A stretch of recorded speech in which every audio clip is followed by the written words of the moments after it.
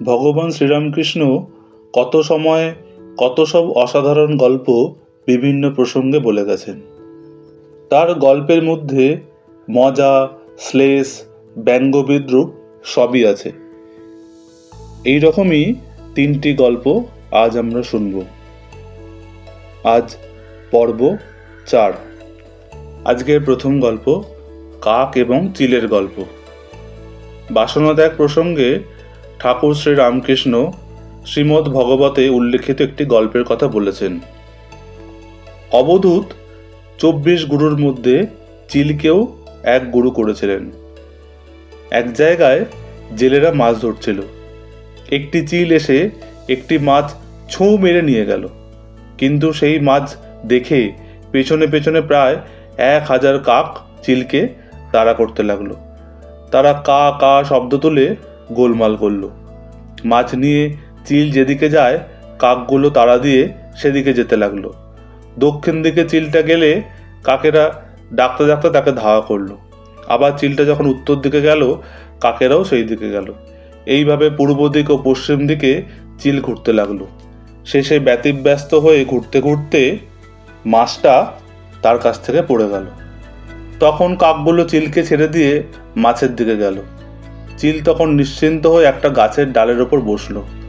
বসে বসে ভাবতে লাগলো ওই মাছটাই যত ঘুঁট করছিল। এখন মাছ কাছে নেই, আমি নিশ্চিন্ত হলাম। অবধূত চিলের এই কাণ্ড কারখানা দেখে শিক্ষা পেলেন। যতক্ষণ সঙ্গে মাছ থাকে, অর্থাৎ কামনা বাসনা যতক্ষণ থাকে ততক্ষণ কাজ থাকে, আর কাজের জন্যই ভাবনা চিন্তা অশান্তি থাকে। বাসনা ত্যাগ করলেই কর্মক্ষয় হয় আর শান্তি হয়। তবে নিষ্কাম কর্ম হলো সব থেকে ভালো, তাতে অশান্তি হয় না। কিন্তু নিষ্কাম কর্ম করা বড্ড কঠিন। ওপর থেকে ভাবছি আমি নিষ্কাম কর্ম করছি, কিন্তু কোথা থেকে কামনা এসে পড়ে জানতেও পারে না। আগে থেকে যদি সাধন ভজন থাকে তাহলে এই সাধনার ফলে কেউ কেউ নিষ্কাম কর্ম করতে পারে। ঈশ্বর দর্শনের পর অনায়াসে নিষ্কাম কর্ম করা যায়। আজকের দ্বিতীয় গল্প অহংকারী সাধু। কোনো এক সাধু বাবা ছিলেন এক মহাযোগী। উল্লঙ্গ হয়ে তিনি সাধনা করতেন। একজন সিদ্ধ পুরুষ সমুদ্রের ধারে বসে আছেন। হঠাৎ ঝড় এলো। ঝড়ে তার কষ্ট হবে বলে সে বলল, ঝড় থেমে যা। তার বাক্য মিথ্যে হবার নয়। একখানা জাহাজ সেই সময় সমুদ্র দিয়ে যাচ্ছিল। ঝড় হঠাৎ থেমে যাওয়ায় ওই জাহাজটা টুক করে ডুবে গেল। এক জাহাজ লোক সেই সঙ্গে সঙ্গে ডুবে গেল। এতগুলো লোক ডুবে যাওয়াতে যে পাপ হলো সেই পাপ বর্তালো ওই সিদ্ধ সাধকের। সেই পাপেই সিদ্ধাইও গেল, আবার নরক ভোগও হলো। আর একটি সাধুর খুবই সিদ্ধাই হয়েছিল, আর সেই সঙ্গে অহংকারও হয়েছিল। কিন্তু সাধুটি ছিল ভালো লোক, ছিল তার দীর্ঘদিনের তপস্যা। ভগবান ছদ্মবেশে সাধুর বেশ ধরে একদিন তার কাছে এলেন। এসে বললেন, মহারাজা, শুনেছি আপনার খুব সিদ্ধাই হয়েছে। সাধু খাতির করে তাকে বসালেন। এমন সময় একটা হাতি সেখান দিয়ে যাচ্ছে। তখন নতুন সাধুটি বললেন, আচ্ছা মহারাজা, আপনি মনে করলে হাতিটাকে মেরে ফেলতে পারেন?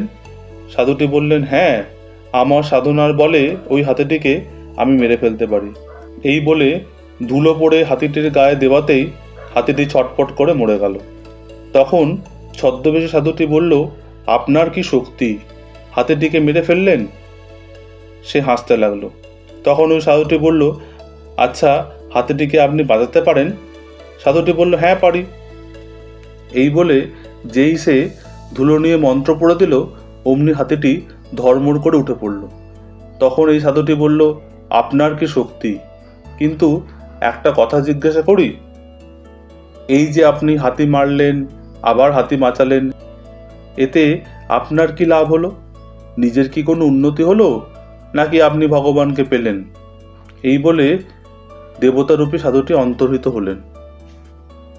ঠাকুর বললেন, কি জানো, সিদ্ধাই থাকলেই অহংকার হয়, ঈশ্বরকে তখন আমরা ভুলে যাই। অহংকারে ঈশ্বর লাভ হয় না। অহংকার কেমন জানো, একটা উঁচু ঢিপি, বৃষ্টির জল জমে না, গড়িয়ে যায়। নিচু জমিতে জল জমে আর অঙ্কুর হয়, তারপর গাছ হয়, তারপর ফল হয়। কিন্তু ওই উঁচু ঢিপিতে গাছ বা ফল কিছুই হয় না। আজকের তৃতীয় গল্প, একটি মেয়ের গল্প। ঠাকুর একদিন ব্রহ্মদর্শনের লক্ষণ প্রসঙ্গে আলোচনা করতে গিয়ে একটি সুন্দর গল্প বলেছিলেন। তিনি বললেন, ব্রহ্ম আকাশের মতো।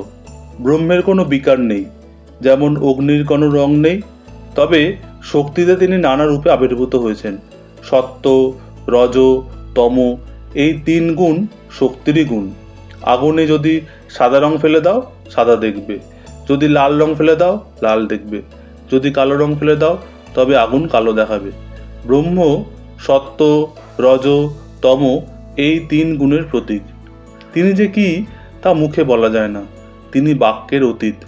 নেতি নেতি করে যা বাকি থাকে সেখানেই আনন্দ, সেখানেই ব্রহ্ম। তাহলে একটা গল্প শোনো। একটি মেয়ের স্বামী এসেছে। অন্য সমবয়স্ক ছোকরাদের সঙ্গে বাইরের ঘরে সে বসে আছে। এদিকে ওই মেয়েটি আর তার সমবয়স্কা মেয়েরা জানলা দিয়ে দেখছে। তারা বরটিকে চেনে না। তখন ওই মেয়েটিকে তারা জিজ্ঞাসা করলো, ওইটি কি তোর বর? তখন মেয়েটি একটু হেসে বলছে, না। আর একজন সমবয়স্কা মহিলা আর একজনকে দেখিয়ে বলল, ওইটি কি তোর বর? মেয়েটি আবার বলল, না। আবার একজনকে দেখিয়ে সে বলল, ওইটি কি তোর বর? সে আবার বলেছে, না।